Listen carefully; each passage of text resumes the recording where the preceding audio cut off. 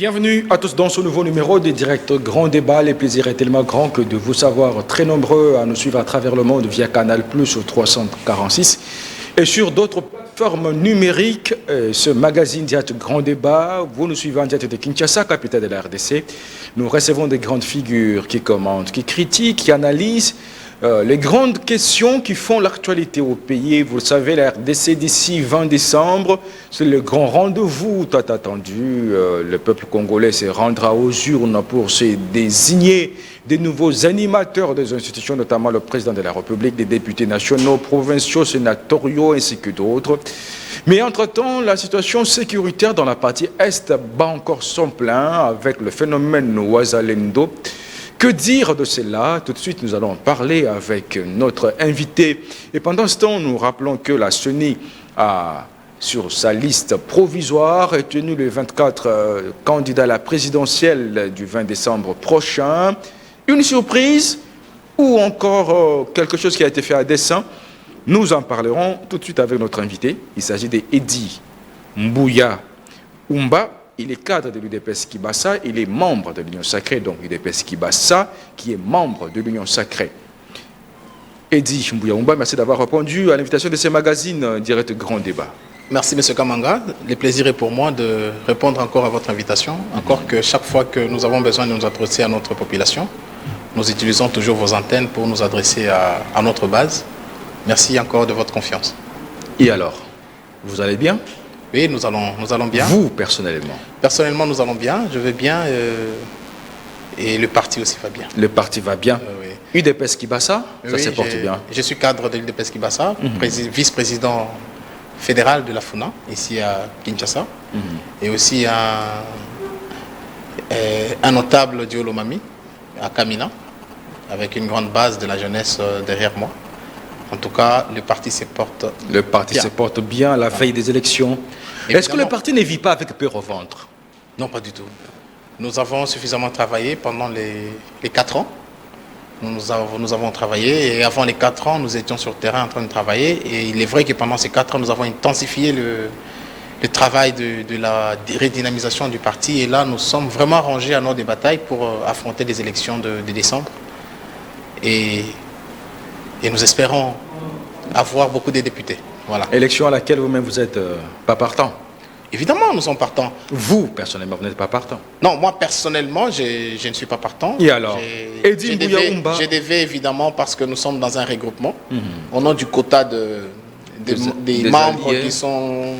Alors, il y avait certains membres qui devaient désister au profit des autres. Faire des concessions. Nous avons été de ceux-là qui ont concédé sans créer des problèmes, parce que nous savons que la lutte, elle est commune. Et ce sera les regroupements qui gagnera. Mais quand même, ce sont des ambitions qui se sont volatilisées comme ça. Pas du tout. Et qu'il faut attendre encore 5 ans. Pas du tout. Moi, dans ma vision politique, ce n'est pas seulement que moi je dois faire, mais je peux accompagner quelqu'un qui a la même vision que moi pour faire quelque chose pour la population. En fait, c'est ça ma vision. Alors, Edi Mbouya Oumba, je rappelle que vous êtes cadre de l'UDPS Kibassa, UDPS Kibassa qui est membre de l'Union Sacrée. Parlons processus électoral. La CENI qui a publié sa liste provisoire. Les 24 candidats à la présidentielle, tous retenus. Une surprise où la CENI a fait des choses avec peur au ventre? Non, pas du tout. Pour ne pas créer une tension. Non, moi je crois que il y a la CENI ou encore le gouvernement prouve à suffisance que les élections seront démocratiques, libres et transparentes, parce que si nous prenons les déclarations de notre ami Koné Nanga, de son temps, il y a eu certaines candidatures qui ont été invalidées et certains candidats n'ont même pas eu accès au territoire congolais pour des raisons que nous connaissons tous.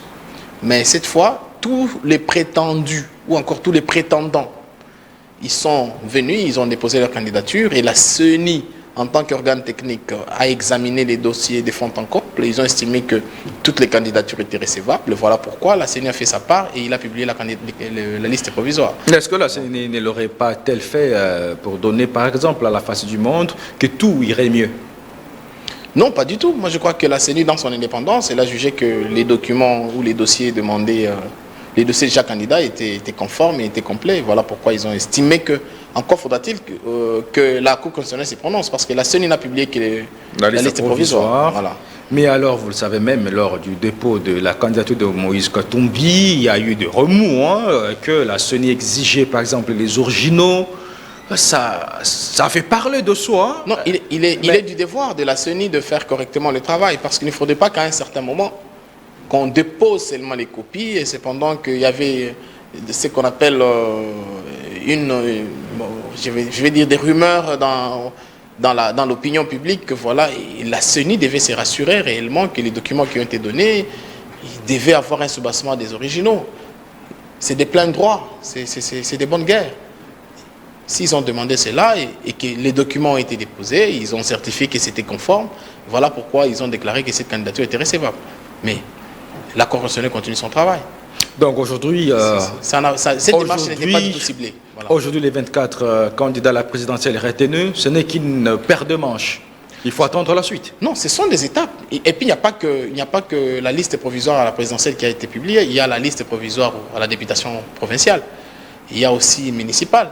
C'était des listes provinciales qui ont été publiées, mais on n'a pas encore des listes définitives. Mais nous prenons là où tous les projecteurs étaient braqués. C'était à la présidentielle. Certains analystes et observateurs s'attendaient peut-être à entendre dire que telle ou telle candidature ne serait pas jugée recevable par la CENI, faute de ça, bon, au terme des conditions d'éligibilité. Donc moi je comprends déjà que si la candidature de Katumbi... Non, parce que c'est vous qui citez. Je cite parce que tout tourne autour de lui. Et pourquoi pas Matata, qui a aussi des mêlés avec la justice, par exemple? Non, bon, je parle d'abord de Katumbi parce que le problème tourne autour de Katumbi. Tous ces gens disent que c'est Katumbi qui est les vrais challengers de Tshisekedi. Parlons seulement de Katumbi. Pourquoi nous devons toujours parler de Katumbi? Pourquoi les gens estiment que la candidature de Katumbi devrait être rejetée? Parce qu'eux-mêmes savent que sa candidature pose problème. Je prends l'exemple des chrétiens. Pourquoi un chrétien ne pourrait pas poser la question à son pasteur, pasteur, est-ce que prendre de l'eau est mal? Parce qu'il sait que de l'eau, c'est vital. Mais pourquoi on pose seulement la question, est-ce que prendre de l'alcool c'est mal? Parce que quelque part... L'alcool n'est pas vital. Non, parce que quelque part, il sait qu'il y a un problème. Parce que quelque part, il sait qu'il y a un problème. Et donc, nous ne devons pas nous mêler dans... Déjà, au fond, nous savons qu'il y a un petit problème. Et on cherche à ramener les gens sur ce terrain de problème. Nous, on n'est pas sur cette piste. Est-ce que ce n'est pas vous? Parce que vous y êtes. On n'est pas sur cette piste. S'il vous plaît, Eddy Mbouyaoumba, je rappelle que vous êtes cadre de l'UDPS Kibassa, vous êtes membre de l'Union Sacrée. Est-ce que ce n'est pas que vous, à un certain moment, bien sûr, avant qu'il y ait dépôt des candidats à la présidentielle, on a connu des zones de turbulences, du genre de père et de mère, de Noël Tchani qui s'est invité, finalement, dans tout cela... Non. La personne qui était pointée, c'était que Katumbi. Non, c'est que les gens orientaient les armes sur Katumbi. On voulait lui accorder autant d'importance. Parce que la loi est impersonnelle. Je l'ai dit 1001 fois sur ces mêmes plateaux, et en face de vous, que la loi est impersonnelle. Les individus passeront et la République va demeurer. Jusqu'à la destruction de ce monde, la République va demeurer. Et si nous taillons de loi, ce n'est pas sur quelqu'un. Et moi, je crois même que ce qu'il faut reprocher aux gens, ce sont nos prédécesseurs qui ont taillé la Constitution sur mesure d'une personne. La loi, pour accéder, pour être éligible à la présidentielle, il fallait avoir minimum 40 ans à l'époque. Il fallait être congolais ou zaïrois d'origine, c'est-à-dire être de père et de mère zaïrois. C'était en son temps.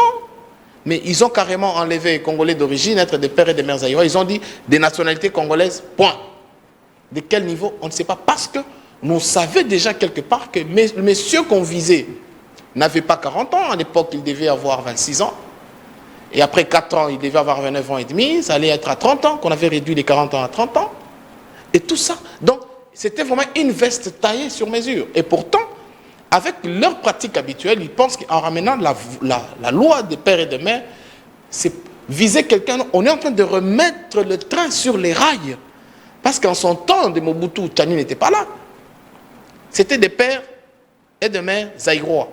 Donc être des nationalités zaïroises d'origine, c'est-à-dire des pères et des mères zaïrois. Donc c'était ça le problème. Mais pourquoi aujourd'hui cette loi, ils cherchent à personnaliser cette loi? La loi n'est jamais personnelle. Et en plus, elle n'est jamais inclusive. La loi exclut toujours. Aujourd'hui, je dirais, bon, comme moi, je n'ai pas 100 000 $ pour postuler à la présidentielle, je dois me mettre dans la rue parce que c'est discriminatoire. Non. Il y a toujours des critères de sélection.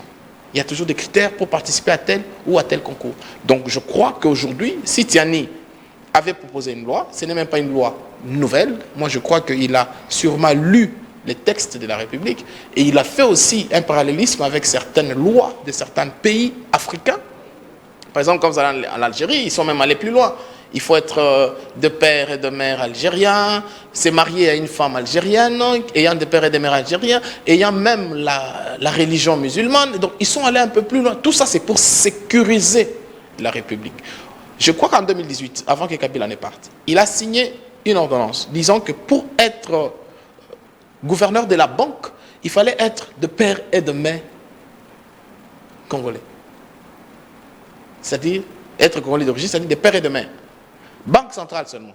Mais pourquoi on doit refuser cette disposition au niveau de la présidence? Alors, Edim Bouyamba, ouais. je reviens. Revenons maintenant, nos deux pieds sur terre là. Oui. Aujourd'hui, parlons un peu de ces 24 candidats à la présidentielle. Voilà. D'une manière globale, comment vous avez d'abord jugé ces nombres 24. Est-ce que vous vous y attendez? Ou c'est une surprise que la CENI ait enregistré ces nombres de 24 candidats à la présidentielle?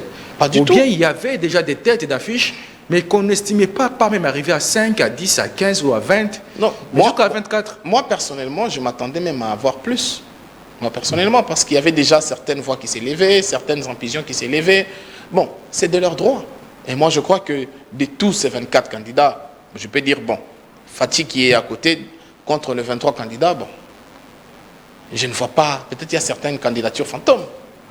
Parce que d'autres ne battront même pas campagne. Et alors, parlons maintenant de ces 24 candidats à la présidentielle. Edim Bouyamba, je rappelle que vous êtes cadre de l'UDPS Kibassa. UDPS Kibassa qui est parti politique et membre de l'Union Sacrée. Adolphe Muzito, comment vous le voyez, candidat à la présidentielle? Donc, c'est un candidat qui estime qu'il peut postuler à la magistrature suprême. C'est des pleins droits, il est libre de postuler. Mais le problème se pose sur l'ancrage. Adolphe Muzito n'est peut-être mieux connu qu'ici à Kinshasa et encore un peu plus dans son coin. Mais la présidentielle ne marche pas comme ça. Et si on peut parler de son parti Nouvel Élan, il est seulement ici à Kinshasa et dans son coin. Et donc moi je crois que s'il veut vraiment battre une campagne sérieuse, il doit chercher quel candidat avec qui il faut s'associer. La présidentielle ne se joue pas comme ça. Et je crois qu'il le sait. Moïse Katumbi. Moïse Katumbi, bon, j'aime pas trop parler de lui. C'est un bon manager, un bon sportif. Mais quoi de très normal, parce que nous les Congolais, généralement, on aime entremêler les choses. On pense qu'on est bon en business, on peut être bon en politique. Ou on est bon en médecine, on peut être bon en politique. Bon. Nous lui accordons de toutes les chances. Théodore Ngoï. Oh, notre vieux Théodore Ngoï, bonne chance à lui. Révérend pasteur, hein? Maître, moi j'aime l'appeler maître. Mais il est au homme de Dieu, il est pasteur. Bon, je ne le savais pas. Alors, Délice Sanga. Délice Sanga, bon, député national, un homme de fortes convictions. Je l'apprécie, bon, avec un parcours élogieux ou litigieux, je ne sais pas trop le dire, mais bonne chance à lui, c'est un Congolais. Lui, au moins, je peux me taper à la poitrine et dire que c'est un Congolais de père et de mère. Jean-Claude Baïndé. Baïndé, je lui souhaite bonne chance. J'aime pas trop de commentaires. Alors, Constant Moutamba.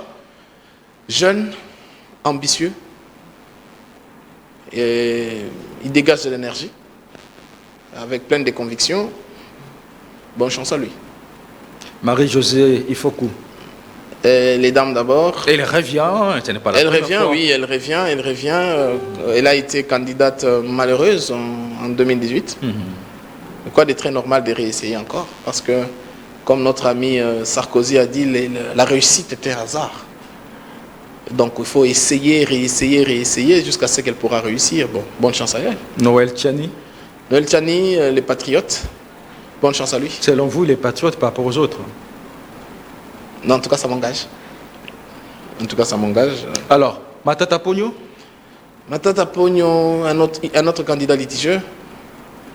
Bon, je crois qu'il n'est pas un modèle de gouvernance, comme il le dit. Il n'est pas un modèle de gouvernance. Ça, je le dis haut et fort. Avec trop de problèmes, En tout cas, moi, si j'étais l'un de ses conseillers, tellement qu'ils prennent le modèle de gouvernance, je leur ai conseillé d'aller vite répondre à la justice pour vite élucider ce problème et montrer à la face du monde qu'il est réellement innocent, au lieu de fuir la justice. Je lui aurais donné ce conseil. Martin Fayoulou. Parce que la crédibilité n'a pas de prix. Martin Fayoulou. Martin Fayoulou, notre vieux, pour qui j'avais beaucoup d'estime, mais malheureusement, il est en perte de vitesse. Je ne peux pas aujourd'hui déclarer sur la place publique que je ne participe pas aux élections parce qu'elles ne sont pas crédibles. Et du jour au lendemain, je me lève et dis voilà, je dépose ma candidature pour emboîter les pas du combat de l'Église catholique et de l'ECC. Je trouve ça léger. Denis Mukwege, médecin, qui a encore un autre cas, c'est même un cas grave. Est-ce que vous savez, je voulais avoir une occasion, laissez-moi un peu me parler du docteur Mukwege. Celui qui vous fait mal. Il ne me fait pas mal, mais... Non, qui vous fait vous mal à l'Union sacrée. Non, il ne fait pas mal à l'Union sacrée. Moi, ça fait mal de un voir... Un outsider qui peut surprendre. Non, ça me fait mal, pourquoi? Parce que les gens ne comprennent pas qu'avec Denis Mukwege, la communauté internationale a berné le peuple. Parce qu'entre nous, vous voyez les multinationales armer les rebelles à l'Est. Ces mêmes rebelles pillent nos minerais, violent nos mamans, nos soeurs, nos enfants à l'Est. Ces mêmes multinationales donnent des moyens à Mukwege pour aller soigner nos mamans dans son domaine de gynécologie. Il le fait bien. Coup de chapeau. Mais au-delà de ça, ces mêmes multinationaux lui décernent un prix Nobel de la paix pour avoir établi la paix dans quel coin de la République. C'est là qu'il y a un problème. Mais l'hôpital de Panzi, c'est à René avec... Non, s'il vous plaît. Moi, je voudrais... Il y a des femmes victimes de violences de guerre. Moi, je voudrais... Je vais vous donner la parole. Ouais. Il y a des femmes victimes des violences de guerre à l'Est qui ont retrouvé quand même une quiétude, une paix, bien que relative, de leur cœur, du fait de la réparation de Denis Mukwege. Vous n'irez pas que l'homme aura contribué quand même à un retour, quelles que soient les conditions d'une paix de cœur des femmes. Je voudrais reconstruire les choses. Discerner un prix Nobel de la paix. Pourquoi ces gens ne l'ont pas fait pendant que Kabila, le fils, même si à un moment donné, excusez-moi, il a toujours une certaine opinion de la République. Pourquoi, quand la guerre avait pris fin avec les M23 en son temps de général Mamadou, on n'avait pas discerné ces prix Nobel de la paix? Parce que la paix, même si semblant de paix là, a été retourné en ce coin-là. Mais il fallait plutôt qu'on lui donne un prix Nobel de la gynécologie ou le prix Nobel de la médecine. Mais qu'est-ce que la paix est venue faire? Parce que ces gens-là avaient déjà un calendrier, voulaient introduire Mukwege dans le monde politique. C'était ça.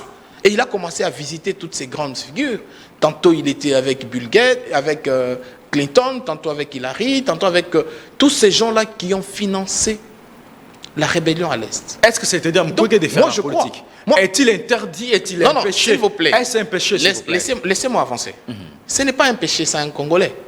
Encore faudra-t-il le vérifier. C'est un Congolais. Pour vous, quiconque est candidat, qui vous est un challenger de taille, il faut rechercher, fouiner s'il est exactement congolais. Mais si tu veux accéder à la magistrature suprême, on doit fouiner. Même pour nommer des DG ici, il y a des services de renseignement qui doivent savoir que la personne qu'on veut nommer à tel poste, il a un casier judiciaire vide, il a telle moralité. C'est de notre droit. Nous devons avoir la certitude que messieurs qui vont nous représenter dans les concerts des nations, et ceci et cela, c'est des plans droits. Où se trouverait le péché de Mukwege maintenant? Non, moi je me dis, non, c'est des plans droits. Mais Mukwege n'est pas un politicien. Mais il peut faire de la bonne politique, mais seulement je me dis, nous sommes piégés. Piégés pourquoi? Parce que Mukwege était dans son domaine de la médecine, encore que ce n'est pas le seul médecin à avoir soigné les mamans à l'Est. Il n'est pas le seul médecin. On lui discerne un prix Nobel de la paix. Je pose la question aujourd'hui et même à la face du monde, parce qu'il a restauré la paix dans quel coin de la République? Parce que cette guerre lui profite d'ailleurs. Ce sont des gens là qui continuent à violer, et lui il trouve du travail. C'est comme si on a affaire à un croque-mort. Il souhaite que les gens meurent pour qu'ils vendent ses cercueils. Vous voyez? Donc aujourd'hui, la population congolaise doit ouvrir des yeux. Ouvrir les yeux et l'œil et le bon. Parce que nous devons tous aller. Il a le droit de participer aux élections. Et nous savons que les candidats de la République démocratique du Congo, les candidats de la RDC, le candidat du peuple congolais, nous savons très bien que c'est Tshisekedi. Et il n'a pas de challenger de taille. Et ça, je l'affirme. Mukwege vous fait peur? Il ne peut pas faire peur. Et pourquoi vous parlez trop de lui? J'éveille, moi je me dis, le Congo, ce n'est pas une poubelle. Mais alors, parce que vous y êtes, nous avons vu... C'est aberrant. Aujourd'hui, moi, Eddy, s'il vous plaît, moi, Eddy, aujourd'hui, je ne peux pas me faire le luxe d'aller en Belgique. Je fais 4 ans, j'ai fait 5 ans là-bas, où même si on peut m'octroyer la nationalité belge, je me tape la poitrine des brigands mandats là-bas. Ça ne marche pas, ce serait injurieux à la nation belge. Je crois que ce serait injurieux. Mais alors, Eddy Mbouyaoumba, nous avons vu même le président candidat Félix Tshisekedi à sa propre succession, au sortir du dépôt de sa candidature à la CENI, parler d'un candidat de l'étranger. Bon, candidat de l'étranger, parce que vous savez très bien que les étrangers n'ont jamais voulu laisser la RDC tranquille. Encore que ces gens-là, ils font de la RDC leur ferme, ils viennent, ils puisent et ils vont s'enrichir. Ils refusent de construire les usines de transformation de nos propres matières ici chez nous. Ils veulent aller les construire chez eux et venir nous vendre des produits finis et encore à très cher. Toujours au détriment de l'économie congolaise. Mais si nous avons un Fachi, aujourd'hui qui vient avec la politique de construire les usines de transformation de nos propres produits ici au Congo, et vous verrez déjà que ça entache ou ça entame l'économie de gens qui vivaient de cette mauvaise pratique-là au détriment de l'économie congolaise. Et donc, si Fachi dit aujourd'hui que ce sont les candidats de l'étranger, quoi de très normal, et si Mukwege aujourd'hui se prononce que c'est lui, parce que Fachi, quand il a parlé, juste après le dépôt de sa candidature, il n'avait pas cité les noms de qui que ce soit, mais curieusement, on a vu sur toutes les personnes, c'est Mukwege qui a réagi par rapport à ça, et donc nous confirmons tous que peut-être que c'est lui le candidat de l'étranger et il vient de se dévoiler. Alors, comme on a toujours dit dans Lingala que les Banga Bambi na Molili, c'est que c'est. Alors, Eddy Mbouyaoumba, aujourd'hui, nous avons vu ces différents candidats à la présidentielle déposer leur dossier. Au sortir, il y a des candidats qui se sont prononcés comme des candidats de la rupture, comme Constant Moutamba. On a vu Marie-Josée Fokou dire comme candidat de l'espoir. Délice Sanga dire candidat du changement. Et votre candidat, en fait, c'est ce qu'il dit, candidat de? Bon, Tshisekedi, c'est le redressement. Il a parlé du redressement, de la reconstruction du pays et tout. Bon, parce qu'évidemment, quand on veut redresser le pays, parce que nous savons tous là où il était, le pays était presque divisé. Alors, par rapport à ces différents messages, le redressement, en fait, c'est ce qu'il dit, Marie-Josée Fokou de l'espoir, Constant Moutamba de la rupture, Délice Sanga du changement, même l'ancien Premier ministre, Matata Pogno, c'est du changement. Est-ce que ce sont des messages qui se contredisent ou qui se complètent? Bon, déjà, vous comprenez que la plupart de ces messages, on est en train d'utiliser la souffrance de la population que eux nous ont imposée pour chercher à gagner de la sympathie du peuple congolais. Rupture, je peux marcher avec Constant Moutamba, la rupture peut-être, il parle de la rupture avec l'ancienne génération, avec la jeunesse peut-être, dans ces concepts je peux comprendre, parce qu'il veut rompre avec quoi? L'ancien système, parce que l'ancien système a été déjà déboulonné, nous sommes dans un nouveau système de séquedistes et de démocrates. Le changement, c'est un terme vocable, c'est un générique. L'espoir, de l'espoir. Le panier de l'espoir, le Congo. Et surtout lorsque ça vient d'une femme. Hein? Le Congo, s'il vous plaît. Surtout lorsque ça vient d'une femme. Marie-Josée Fokou, le Congo vit candidate de l'espoir. Je vous dis, le Congo vit déjà dans l'espoir. Parce que la venue de Kabila, le père, le Congo a vécu dans l'espoir. Et que l'espoir a été tué à la mort de Kabila, le père. Et tout le monde a pleuré dans ce pays. Et nous avons besoin de cet espoir. Nous avons encore plongé dans une calamité sans nom. Aujourd'hui, Tshisekedi vient, nous revivons de l'espoir. Même s'il y a certains politiciens qui viennent avec des discours populistes, nous revivons l'espoir. Moi, je vois très mal aujourd'hui, on te lègue une parcelle dans laquelle on avait creusé un trou profond. On te le donne pour construire un immeuble, tu ne vas pas construire dans ce trou. Il faut rembler ce trou. Et c'est ce que Tshisekedi a fait. Et le deuxième mandat, nous allons élever les murs et beaucoup de gens vont aimer les Congos. Et qu'est-ce qui vous rassure que vous aurez un deuxième mandat? Qu'est-ce qui vous rassure que Tshisekedi aura un second mandat? Non, moi je dis, va chez nous, par exemple, dans le coin le plus profond, là où un élève ou une élève étudiait dans une école en chaume. Il s'asseyait sur une pierre ou sur un morceau de bois coupé, avec 100 tableaux. Aujourd'hui, ces élèves-là vont dans une école en matériaux durables, avec des tôles sur sa tête, avec un tableau moderne. Dis à cet enfant-là que Tshisekedi n'a rien fait. Il faudra leur faire disparaître cette école par magie. Il faudra faire disparaître cette école par magie. Mais comment ne pas donner à cet homme-là, en 5 ans, il a construit cette école-là dans son coin. Mais c'est pendant que toi, tu as été là pendant 18 ans et tu te dis même congolais ou encore tu aimes le peuple, mais tu n'as même pas construit un seul bâtiment, une seule salle de classe. Mais il faut être malade pour ne pas dire que Tshisekedi ne reviendra pas. Nous, on n'a pas besoin de tous ces discours de gens qui sont à l'étranger, qui crient, il n'a rien fait, il n'a rien fait, il n'a rien fait. Aujourd'hui, je suis à Kinshasa. Combien de routes Tshisekedi a construit? Combien? C'est pendant 18 ans, on n'en a jamais parlé. Moi, je parle même de 3 ans. Parce que pendant 2 ans, nous avons encore vécu avec ces mêmes gens-là qui ont mis des pots de bananes. Mais depuis la rupture, vous avez vu avec quelle vitesse Tshisekedi a réalisé ces choses. Et alors, Eddy Mbouyaoumba, aujourd'hui, nous parlons un peu de ce processus électoral. Dans quel climat vous voyez évoluer ce processus électoral? Un climat tendu où vous voyez, par exemple, un ancien lieutenant de Joseph Kabila, John Numbi, qui sort et qui remet en cause, il rappelle même les accords, il menace même la République. Et pendant ce temps, c'est du côté opposition, FCC, on parle d'un climat qui est tendu. Il faudrait tout de suite chercher une voie de sortie pour sauver le pays. Donc, on parle même d'une cohésion nationale qui serait en danger.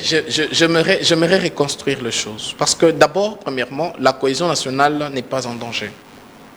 Ce sont des concepts qui cherchent à ramener les gens au dialogue. Ils veulent le dialogue. Ils veulent retourner autour de la table parce qu'ils savent pertinemment bien. S'ils me suivent, ils le savent qu'en allant aux élections, ils vont disparaître complètement de la scène politique. Ils le savent. Ils le savent.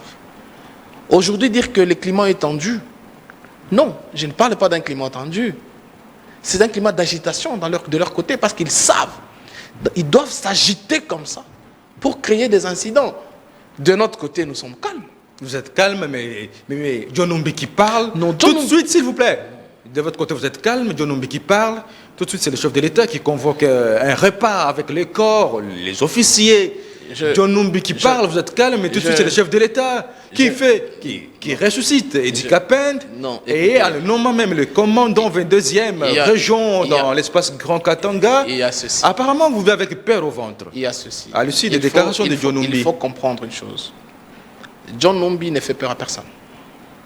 S'il faisait peur à qui que ce soit, s'il était ce qu'il prétend être, il ne serait pas Kabal au moment où nous parlons. John Numbi.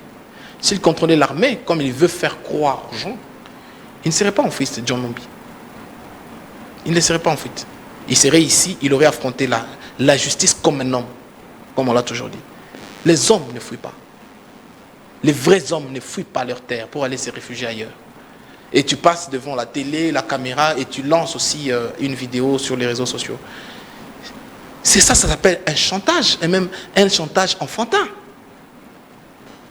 Enfantin, mais c'est un chantage. Enfantin, non, mais qui aurait créé une panique du côté du pouvoir. Je voudrais réveiller, parce qu'à un moment donné, il y a des choses qui se font dans le monde politique où les gens pensent que, bon, c'est vrai, il y a une certaine immaturité politique dans les chefs de la population et tout.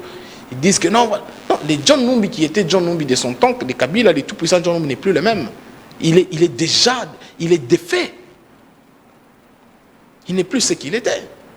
Maintenant, il cherche à s'aimer une psychose, connaissant la population, il cherche à s'aimer une psychose, disant que voilà, nous allons donner l'ordre. Il ne contrôle plus rien. Il ne contrôle plus rien et il ne va rien contrôler.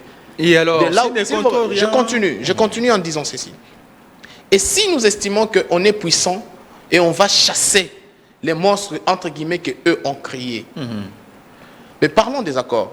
Nous avons vu sur les réseaux sociaux un certain monsieur Aigle qui est à l'étranger, c'est un Katangé aussi. Il a parlé des accords. Il a dit ces accords-là, qui l'ont confectionné?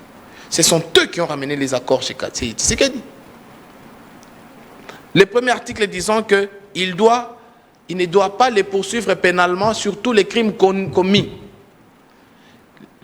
Pénalement, Kabila et sa famille, et même sa famille politique. Je vais vous envoyer cette vidéo-là. Il met entre guillemets tous les crimes commis, que ce soit les crimes décents, les crimes économiques et autres.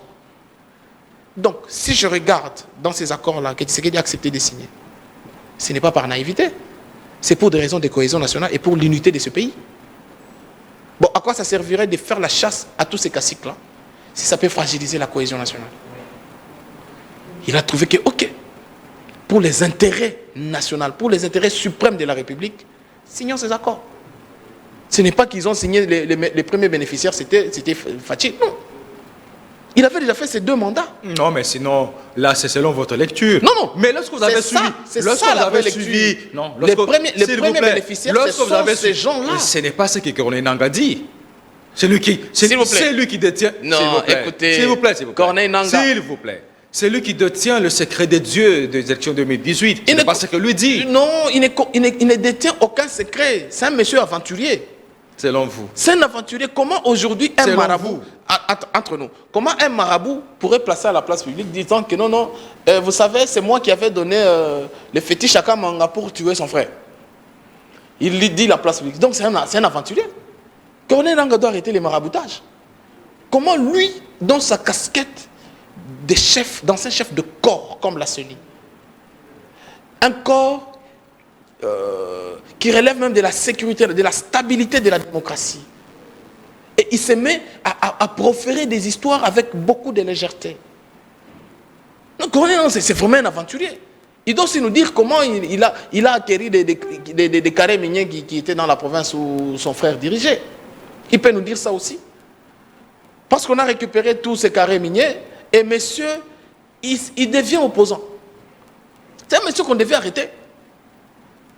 Parce qu'il a dit les secrets. Non, parce qu'il est en train de cracher sur son propre travail. C'est lui qui l'a fait. C'est lui qui l'a fait. Donc tu fais mal le travail et aujourd'hui tu penses quoi? Bon, tu dis que non, chers compatriotes, je vous ai trahi. Tu vas faire la prison à vie, monsieur. Il doit arrêter les maraboutages, il doit arrêter les aventures. La République n'a pas besoin de ça.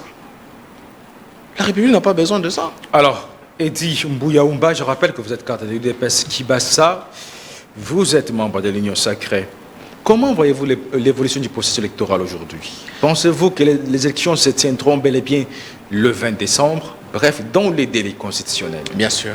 Les élections vont se tenir le 20 décembre. Et la CENI c'est déjà suffisamment mobilisée. Les machines sont déjà en train d'être déployées dans les différents coins de la République. Et encore que le train a déjà quitté la gare, ce n'est pas à quelques mètres de l'arrivée que le train va dérailler. Aujourd'hui, toutes ces voix qui s'élèvent, ils savent déjà que la plupart de ces gens, ils savent qu'ils ne sont pas prêts pour les élections. Et ils savent aussi, que moi je me dis toujours, ils savent aussi qu'aller aux élections, dans ces contextes, ça s'appelle aller disparaître. Parce que regardez, s'il vous plaît, laissez-moi finir mon idée. Vous allez vous rendre compte que la plupart de ces gens, pendant qu'ils parlent, ils essayent de faire oublier la population tout ce temps de misère qu'ils ont imposé au peuple congolais. Il va dire que non, pendant 5 ans, tu as fait quoi? Pendant ceci. Et quand vous leur rappelez les dégâts qu'ils ont faits, non, c'est déjà passé. Non, quand tu détruis quelque chose, ne pense pas que quand je reviens là par coup de baguette, ça devient neuf. Vous nous soumettez à un exercice de réparation. Vous nous soumettez à ça. Et quand on repart vos dégâts, c'est quand on va arriver au point zéro qu'on doit avancer. Quand vous êtes en moins zéro, en deçà des zéros, et vous pensez qu'on va d'un coup de baguette magique, on rentre à la surface et on commence à monter. Non, nous devons réparer vos dégâts. Et c'est ce que Tshisekedi est en train de faire. Alors, Eddy Mbouyaoumba, aujourd'hui, un poste qui évolue, sont le FCC, qui est aussi une partie prenante importante dans le processus électoral. Et pendant ce temps, est-ce que le dialogue peut encore aujourd'hui être la recette à l'ordre du jour, le menu à l'ordre du jour, pour décrisper, pour revenir au bon sens, pour un peu parler de l'inclusivité du processus électoral? Le processus est inclusif. Moi, je peux encore le répéter. Le processus électoral est inclusif. Ces gens ont compris que Tshisekedi n'est pas partant avec leurs histoires des dialogues, des consensus, de cela ou comment. Et c'est comme ça qu'ils commencent à proférer des messages par leur pitbull qui annonce, qui profère des menaces théâtrales, encore que ça ne touche personne. Et quand même, ça a touché, hein, les chefs de l'État a réajusté au sein des FARDC. Non, quoi de très normal parce que... Il y a un Edi Capen qui est ressuscité. Non, quoi de très normal parce que quand quelqu'un menace, l'intégrité territoriale, lui en tant que les commandants suprêmes des armées, il doit encore tirer les oreilles aux généraux et aux officiers supérieurs et subalternes de l'armée que je ne voudrais pas voir mes états-majors dans cette indiscipline. C'est très normal. Il n'a que fait son rôle en tant que commandant suprême des armées. Ce n'était pas de la panique. Et puis ça revient avec une nouvelle polémique autour de la nomination de Edi Capen. Ça veut dire une réponse du Katangé au Katangé. Non, suivez. Donumbi qui menace. Suivez. Aujourd'hui, je peux affirmer, s'il y a des Katangés qui me suivent, je peux affirmer avec conviction que Edi Capen est de la famille des Mzé. C'est son neveu, Edi Capen. D'ailleurs, je les salue en passant et je félicite mon général Edi Capen, là où vous êtes. Et félicitations et bon vent. Et surtout, la République a besoin de vous et vous avez encore beaucoup à donner à cette République. Il aurait dû beaucoup donner à cette République. Peut-être qu'on n'en serait pas là où on en est. Et malheureusement, par rapport à tout ce qui s'est passé, il est ressorti. Il est un homme, il a gardé un moral fort et il est revenu. Ce n'est pas donné à tout le monde. Alors, maintenant, moi je crois que nommer avec l'esprit de vengeance contre ceux-là qui l'ont. Edi Capen, c'est mettre les Katangais en conflit entre eux. S'il vous plaît, Edi Capen, il est au-delà de la vengeance. C'est un monsieur très fort. Il y avait eu évasion. Vous vous rappelez, pendant qu'Imanatim était en prison, ils se sont évadés. Edi Capen n'est pas parti. Il est resté en prison. Et moi, j'avais en tout cas apprécié cette attitude. Donc c'est un homme d'État. Voilà les hommes d'État. Ils se sont dit, moi je ne peux pas fuir. Ça c'est mon pays. Je tiens jusqu'au bout. Je purge mes 20 ans. Edi Capen d'aujourd'hui, il est sorti, tête haute. Il commence maintenant à occuper les hautes fonctions de la République. Et il va servir son pays comme un soldat de ce pays. Et moi je crois qu'il a même cette vision-là de Kabila dans sa tête. Il va impulser ça dans l'armée et il va mettre tous ces soldats en ordre et pour défendre les drapeaux et tous derrière Félix Tshisekedi. Ce n'est pas par esprit de vengeance. C'est un soldat du peuple et il doit servir ce pays qui est son unique pays. Lui n'a pas besoin de fuir en exil comme certains. Edi Mbambouya, nous allons devoir évoluer dans ce magazine et pour atterrir avec vous. Parlons un peu de l'insécurité dans la partie est de la RDC ou de l'insécurité généralisée à l'approche des scrutins d'ici le 20 décembre. Ça sera le plus grand rendez-vous. Comment voyez-vous la sécurité? Donc, c'était prévisible que, à l'heure où on est, qu'il y ait des iosophoreux dans ce sens-là, que la tension puisse monter. Parce que déjà au départ, Tshisekedi a eu le temps de parler parler à l'ONU, SADC, OUA, parler, tout ça, pour qu'on mette un peu fin à cette insécurité nous imposée par le Rwanda sous les labels du M23. Parce que tous nous savons que le M23, c'est le bras allongé des Kagame. Nous le savons. Mais Kagame, dans sa malice, il essaie de dire que non, voilà. D'ailleurs, il y a une vidéo qui est en train de circuler, une vidéo récente, avec la poussée, la montée en force d'un groupe d'autodéfense Wazalendo que nous soutenons avec beaucoup de patriotisme. Ce sont des jeunes qui se battent. Mais ils ne doivent pas prendre. Ce sont des jeunes, s'il vous plaît. Ils ne doivent pas prendre le rôle des FARDC. Ils ne prennent pas le rôle des FARDC, mais tout Congolais a le droit de défendre son territoire. Tout Congolais a le droit de défendre son territoire.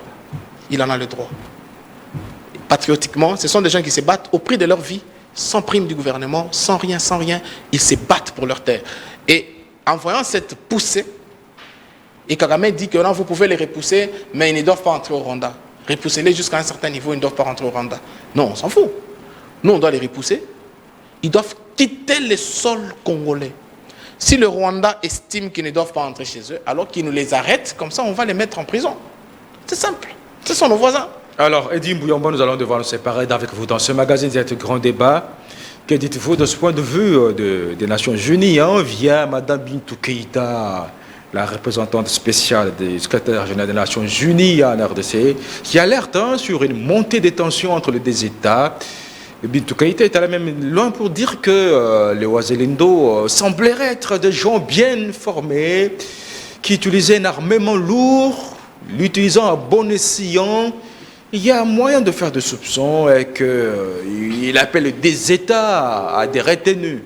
Bon, le Rwanda et la RDC. C'est une déclaration qui m'a fait beaucoup rire quand j'ai appris ça et quand je regardais. Regardez le représentant de l'ONU à un moment donné. Je sais encore qui, j'ai oublié son nom. C'était sur TV5 pendant qu'il déclarait fort que le M23 est une armée organisée, une le secrétaire général des Nations Unies, voilà, Guterres. Le M23, c'est une armée organisée. Aujourd'hui même, la MONUSCO ne peut pas démanteler le M23. Il ne peut pas faire face. Il ne peut pas faire face parce qu'il détient l'armement lourd, etc. Mais quoi de très normal si un groupe d'autodéfense aussi s'organise par rapport à ça pour faire face à une armée entre guillemets organisée et lourdement armée. À laquelle la MONUSCO n'a pas su faire face. Évidemment. Guterres a déclaré fort que même la République ne peut pas défaire le M23. Mais un groupe d'autodéfense se tape la poitrine avec tous les risques de se faire décimer par une armée entre guillemets organisée, selon Guterres. Mais ils sont en train de les repousser, de les chasser de toutes les localités occupées. Aujourd'hui, Keïta se lève disant que voilà, la tension monte entre les deux États. Ça ne peut que monter parce que le Rwanda vit de ces massacres. Mais les deux États sont soumis à un cessez-le-feu Non, un cessez-le-feu, oui, le Rwanda ne tire pas. De Luanda et de Nairobi. Évidemment, les FARDC ne sont pas engagés dans l'armée. Ce cessez-le-feu ne concerne pas les groupes armés, les forces d'autodéfense. Non. Les Wazalendo, ce n'est pas une armée, c'est une force d'autodéfense. Ils défendent leur territoire. Vous n'allez pas les interdire. Moi, j'ai toujours dit, pendant que les Européens défendaient leur coin, on les appelait les patriotes. Mais quand ce sont les Congolais qui défendent leur terre, on les appelle milices. Moi, je dis, c'est de l'hypocrisie occidentale. Et moi, je crois que ce n'est pas à eux de nous donner des noms ou encore de nommer telle ou telle autre action. C'est à nous de définir notre propre action. Nous devons défendre nos terres et ces gens-là qui tombent, parce que, entre nous, qu'on se les dise, parce que les Wazalendo, quand ils avancent, même s'ils sont en train de récupérer certaines localités occupées jadis par les M23, il y a nos compatriotes qui tombent, qui ne sont pas enregistrés, qui ne sont pas payés. Et au nom de cet amour-là, ils voient leurs mères qui ont été violées, ils ont vu leurs parents qui ont été décapités, ils ont vu leurs parents aller au champ qui ne sont jamais revenus. Certains ont été capturés, ils sont devenus des esclaves sexuels là-bas. S'ils se lèvent aujourd'hui pour défendre leur territoire, libérer leur peuple qui étaient emprisonnés par ces rebelles. Mais ce n'est que normal. Aujourd'hui, vous n'allez pas vous lever que voilà la tension monte entre les deux États. Tshisekedi a circulé dans ce monde, on a traité des pleurnichards. On ne peut pas accepter qu'on traite notre président de pleurnichard. Et s'il y a un groupe de gens, parce que vous avez lié la RDC à un accord de cessez-le-feu, mais ces gens-là ne sont pas concernés par vos histoires. Eddie Mbouyamba, je rappelle que vous êtes cadre de l'UDPS Kibassa, membre de l'Union Sacrée. En résumé, les élections 2023, comment les voyez-vous atterrir? Elles avancent. En chaos, comme déjà le profiterait certaines langues, ou ce serait un atterrissage en douceur, ou on risque d'avoir un crash? Bien, j'aimerais emprunter les propos de Lambert Mende, que je salue en passant. Il y aura élection le 20 décembre, il y aura un soir, et il y aura un matin. Et le Congo va continuer. Et Diumba, nous vous remercions d'être venu. Merci, M. Kamanga, c'est moi qui vous remercie. Et j'invite la population à la vigilance, que ne cédez à aucune manipulation, parce qu'il ne faudrait pas qu'une seule personne ou un groupe de personnes se sentant lésés dans leurs intérêts, dans leurs propres intérêts, pour qu'ils vous entraînent. Nous avons suivi une déclaration un jour de Laurent Gbagbo en disant « Les jeunes, vous devez être vigilants. Quand les gens se mettent autour d'une table pour négocier la part du gâteau, on ne vous invite pas. Mais quand les accords-là ne sont pas respectés, c'est là qu'ils reviennent pour faire recours à la jeunesse ou à la population. Soyez vigilants, vous savez voir qui est en train de penser ou de travailler pour le compte de la population et qui est en train de travailler pour son propre compte et pour le compte des étrangers. Aujourd'hui, Tshisekedi est en train d'évoluer. On les traite de tous les mots parce qu'il y a toute la communauté internationale contre lui, parce qu'ils savent, si Tshisekedi prend le deuxième mandat, le Congo va se booster, se propulser, et nous serons plus ou moins indépendants, même à 70% du point de vue économique. Ils le savent. Et c'est pourquoi il faut mettre vite à l'écart Tshisekedi, et j'invite toute la population à prier aussi pour le président.